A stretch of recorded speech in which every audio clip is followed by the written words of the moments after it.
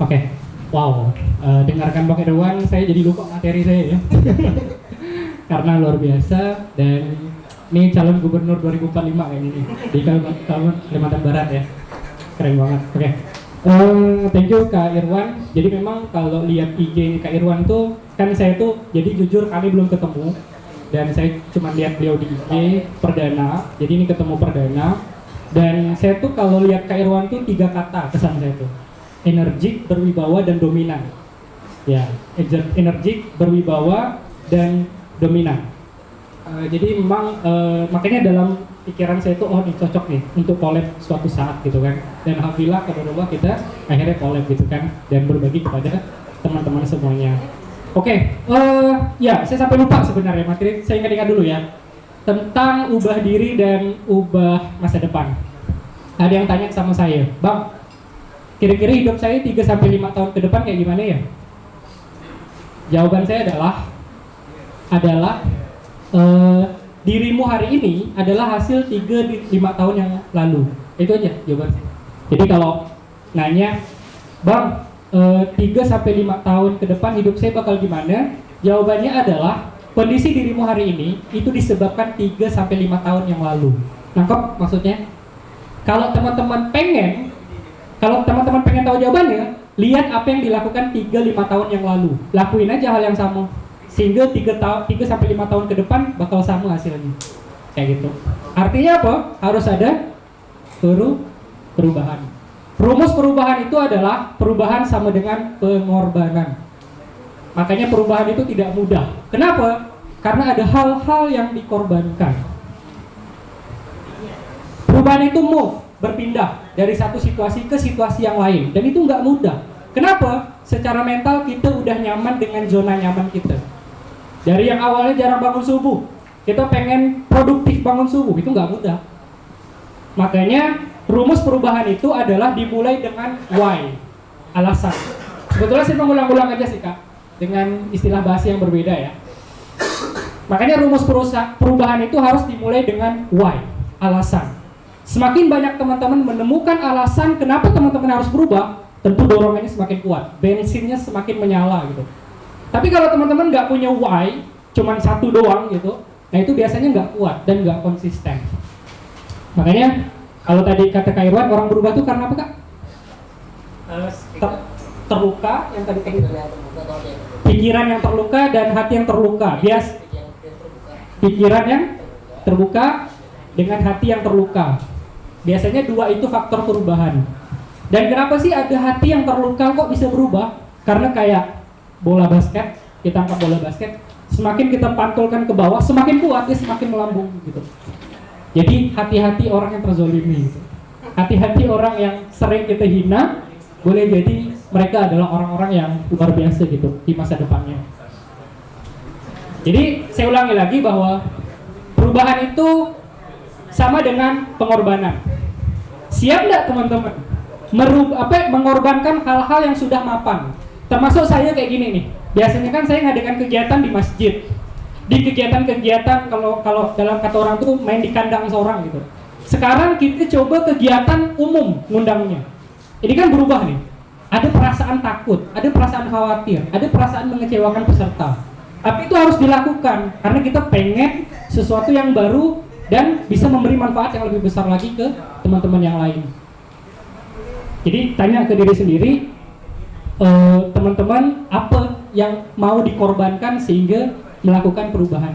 Karena perubahan itu adalah pengorbanan, teman-teman. Nah, Bang, ubah diri, ubah masa depan. Bang, kalau kita mau ubah diri, apakah udah pasti sukses? Kalau saya pribadi jawabannya belum tentu. Sama kayak, Bang, kalau saya sekolah udah pasti sukses? Belum tentu. Tapi kenapa kita sekolah? Kita memperbesar kemungkinan bahwa kita layak. Sama juga ketika kita berubah. Apakah berubah itu udah pasti sukses? Belum tentu. Tapi kenapa kita harus tetap berubah? Karena kita memperbesar kemungkinan sehingga kita layak, siap ketika kesempatan itu datang. Udahlah Bang, hidup kayak air yang mengalir aja gitu kan. Biasanya kalau air yang mengalir arahnya kemana? Ke bawah. Jadi sebetulnya gini, Nasib tuh bisa kita tentukan nggak? Bisa kita ciptakan nggak? Bisa kita desain nggak? Jawabannya bisa. Dengan apa? Dengan teorinya namanya self leadership. Tadi Kak Irwan sudah singgung leadership. Leadership itu adalah self control.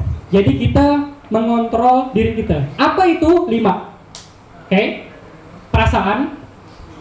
Ketika orang sudah mengontrol, memanajemen perasaannya, maka outputnya adalah pikirannya jadi baik.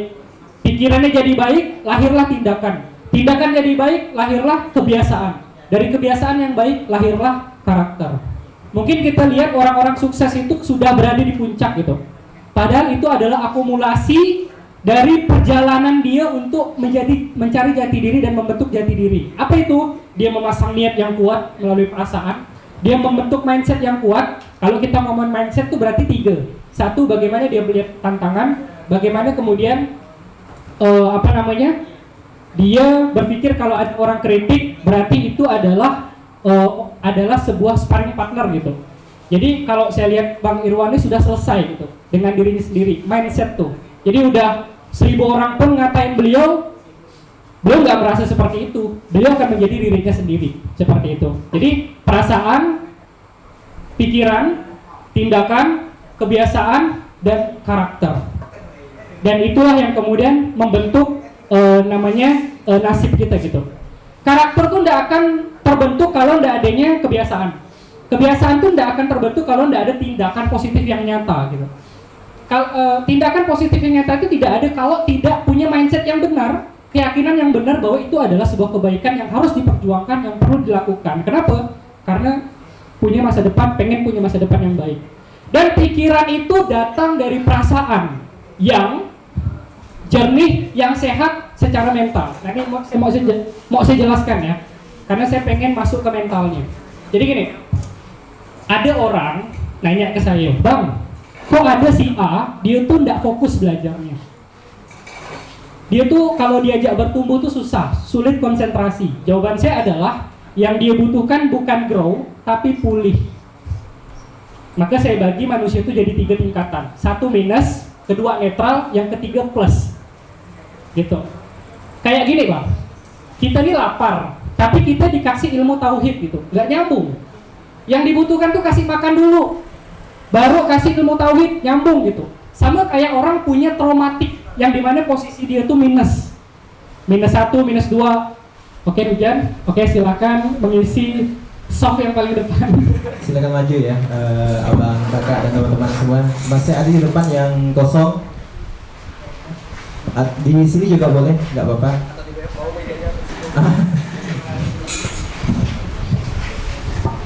Ini kami mohon maaf sebelumnya, tapi Hujan tidak punya KTP. Kita tidak tahu dia datang. Oke. Silakan dikondisikan saja ya. Tolong teman-teman panitia dibantu teman-teman peserta. Oke, silakan. Saya lanjutkan ya. Jadi manusia itu ada kondisinya minus, kondisinya netral, dan kondisinya plus. Mudah-mudahan kita di ruangan ini kondisinya netral. Netral itu apa? Baik-baik saja. Tidak terlalu baik benar, tidak terlalu buruk benar. Tapi kita siap mendengarkan ilmu dan kita menambah value kita, grow gitu.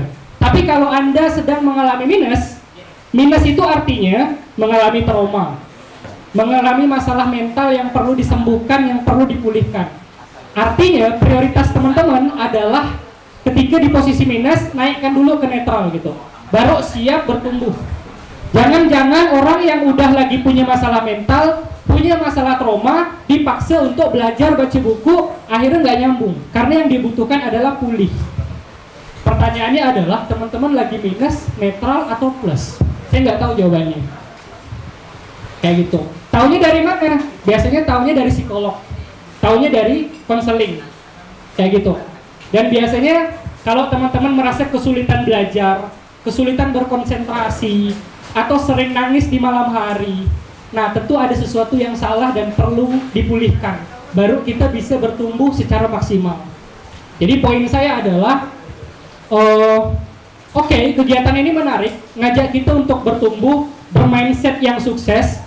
Tapi kita juga harus sadar bahwa kita di fase yang mana?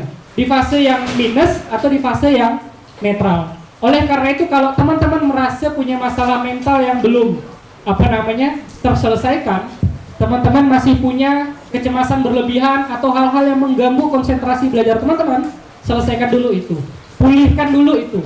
Biasanya ke seorang profesional atau ke seorang teman gitu, baru teman-teman bisa bertumbuh. Kalau Bang Irwan saya yakin posisinya udah grow, udah plus gitu, karena beliau udah selesai dengan perasaannya, udah selesai dengan pikirannya, tinggal banyakin jam terbang aja beliau nih. Betul-betul gitu kan. Tapi mungkin kalau kita perlu gitu melihat, kenal dulu diri kita, apakah hati kita baik-baik saja, apakah kita punya trauma masa lalu, kita dibully misalnya, yang mungkin kita tidak sadar bahwa itu secara tidak di alam bawah sadar kita mengganggu proses jalannya kita bertumbuh. Sebegitu parah ke Bang, sebegitu mengganggu ke Bang, iya. Dalam beberapa kasus ada orang yang tidak bisa bertumbuh karena memang dia punya masalah mental dan dia tidak sadar. Kenapa dia tidak sadar? Karena selama ini dia Karena selama ini dia coba mengusir itu, tidak mau menerima sesuatu itu sebagai takdir, menerima atau berdamai dengan situasi itu. Dia selalu menghilangkan, kemudian tidak mau merasakan itu, dan ketika sampai pada misalnya trauma berikutnya, baru dia mulai merasakan sakitnya gitu, sakit secara mental, dan akhirnya dia butuh obat gitu kan. Nah saya sering mendapati teman-teman seperti itu. Jadi makanya kegiatan ini atau berhenti sejenak ini ngebantu teman-teman dari minus ke netral dan netral ke plus gitu. Jadi sekali lagi dari minus ke netral dan netral ke plus, sehingga ketika kita sudah dalam kondisi netral, artinya sudah berdamai dengan diri sendiri, udah nggak ada lagi masalah mental, maka insya Allah kita akan siap untuk bertumbuh. Nah jadi itu ya yang mungkin bisa saya tambahkan, bahwa kalau kita pengen berubah, kita harus tahu dulu why-nya. Kalau saya pribadi, saya banyakin why-nya, alasannya. Satu, orang tua. Saya merasa berhutang budi sama orang tua karena ya kita belum bisa ngasih apa-apa. Refleksi ya, kita selama ini udah ngasih banyak pencapaian yang bisa membuat orang tua kita bangga atau beban. Tanyakan pada diri sendiri, gitu kan. Mudah-mudahan itu jadi why terkuat kita untuk berubah. Kedua, agama. Saya mensimulasikan, saya biasa sebelum tidur mensimulasikan, ketika saya meninggal nanti, saya mensimulasikan bahwa Allah tuh akan nanya ke saya gitu di kubur, wahai Rudi, apa prestasi terbesarmu sehingga engkau layak masuk surgaku? Sehingga saya mau jawab apa gitu ke Allah gitu, ketika saya ditanya seperti itu. Kalau ditanya sekarang belum. Kalau Sultan Muhammad Al-Fatih itu udah naklukin Konstantinopel di umur 21 tahun, saya udah 29. Kak Irwan udah naklukin apa nih? Gitu kan? Jadi why-nya tuh adalah keluarga, kemudian agama, apalagi why-nya? Khairunas anfa'uhum linnas, kita pengen bermanfaat. Kita tidak pengen mati konyol gitu. Hadir di dunia yang dimana sebenarnya kita tuh punya gen pemenang yang dipilih oleh Tuhan kita, tapi kita sendiri yang memilih jalan untuk tidak bermakna gitu hidup kita. Hanya gitu-gitu doang gitu. Jadi harus banyakin why, termasuk pengen uang, itu juga why, nggak apa-apa. Alasan pragmatis, alasan materi, jadikan why. Semakin banyak alasan, semakin banyak why kita, maka akan semakin terdorong gitu untuk melakukan hal tersebut. Dan fungsinya kegiatan ini adalah untuk saling mengingatkan, karena memang sunatullah juga, kita akan mengalami up and down, dan itu sunatullah. Dan jangan takut gagal, karena Hatta Halilintar pun video pertamanya jelek. Tunjukkan ke saya, orang sukses manapun, lihat pertama kali dia melakukan, pasti jelek. Jadi Kobuzer misalnya, lihat podcast pertamanya Close the Door, pasti jelek. Formatnya ndak karuan, videonya itu. Jadi kalau ada yang nanya, Bang, saya pengen buat podcast, tapi saya takut jelek. Udah pasti jelek. Udah pasti jelek. Tapi itu harus dilewati. Itu harus dilewati, karena sunatullah gitu. Bang, saya pengen bla bla bla bla, pengen buat buku, tapi takut bukunya nggak dibaca. Memang bakal nggak dibaca, tapi harus buat. Artinya tadi, perubahan itu perlu pengorbanan. Apa itu? Yang biasanya kita nggak ada beban, santai-santai di rumah, tiba-tiba pengen punya karya dan diomongin oleh orang, itu nggak enak. Tapi itu adalah nggak enak yang menumbuhkan. nggak enak yang menandakan bahwa kalian itu on the track sesuai dengan jalan yang benar gitu. Daripada berdiam diri tidak ngapa-ngapain. Jadi saya pengen suasana ini saling mengingatkan, memotivasi bahwa kalian tidak sendirian. Kita semua sama-sama pernah dalam kondisi stuck dan kita pengen bangkit dan kita pengen ngelakuin sesuatu secara sakit gitu. Kayak kita mendaki gunung. Kenapa ada orang yang mau susah payah mendaki gunung? Padahal udah tahu jurang, ular segala macam. Justru itu yang orang cari. Susah payahnya yang dicari.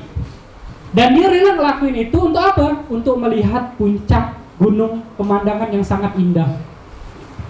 Tapi harus melewati proses sakit dulu. Dan orang lain mau melakukan itu. Kenapa? Karena dia tahu itu akan dibayar gitu oleh kenikmatan yang akan didapatkan ketika sampai puncak. Coba mau nggak dikirim helikopter langsung ke puncak gitu? Beda feelingnya beda. Jadi kalau teman-teman sukses tanpa pengorbanan, tanpa rasa pahit, ya itu nggak enak, nggak merasa bangga gitu kita. Tapi ketika kita jatuh bangun, sakit, diomongin sana sini gitu ya. Dan saya yakin Kak Irwan ini udah diomongin banyak orang gitu ya. Saya yakin gitu, karena udah sunatullahnya udah gitu kan. Dan saya juga gitu, bahkan oleh keluarga sendiri. Jadi kalau teman-teman tahu, saya di luar dan di rumah tuh beda. Makanya akun IG saya tuh nggak malu-malu, Rudini introvert, Irwan inspirasi. Jadi seorang yang introvert terinspirasi gitu ya. Orang yang introvert yang menginspirasi, masya Allah gitu kan. Nah, saya pribadi introvert. Jadi Kak Irwan, saya tuh orangnya lebih pede ngomong kayak gini dibanding ngomong berdua. Iya. Jadi kalau kita ngobrol berdua tuh, saya justru gugup, bingung saya mau ngomong apa. Tapi saya kalau ngomong rame ini nggak gugup, saya juga bingung kenapa, gitu kan? Dan ini pernah saya sampaikan ke teman-teman murid public speaking saya gitu kan. Nah, jadi apakah seorang introvert itu bisa sukses atau bisa public speaking? Tentu saja jawabannya bisa, karena public speaking itu bukan kepribadian, introvert itu kepribadian. Public speaking itu adalah training, latihan, bakat, kayak gitu. Jadi saya ulangi, teman-teman bisa sukses nggak? Bisa. Public speaking bisa nggak? Bisa. Tapi saya introvert bang, tetap bisa. Cuman mungkin karena introvertnya itulah yang menghalangi dia untuk menyampaikan. Tapi secara bakat dia punya, kalau dia mau latihan. Karena balik lagi, public speaking itu adalah bakat atau training. Jadi kesimpulannya, kegiatan ini bakal mudah-mudahan ya, balik lagi saya ulang, continue kita hadirkan untuk membahas dua, kesehatan mental dan pengembangan diri. Pengembangan diri kita akan fokuskan ke mindset, ke productivity, ke soft skill, ke habits, hal-hal yang memang itu adalah kunci menuju kesuksesan kita gitu. Seperti itu ya kurang lebih, karena waktu juga udah sangat banyak terkuras, jadi silakan saya kembalikan lagi ke Bang Tama. Terima kasih. Assalamualaikum warahmatullahi wabarakatuh. Waalaikumsalam warahmatullahi wabarakatuh. Baik, terima kasih Bang Rudini juga Bang Irwansyah ya. Banyak hari ini kita dapat teman-teman.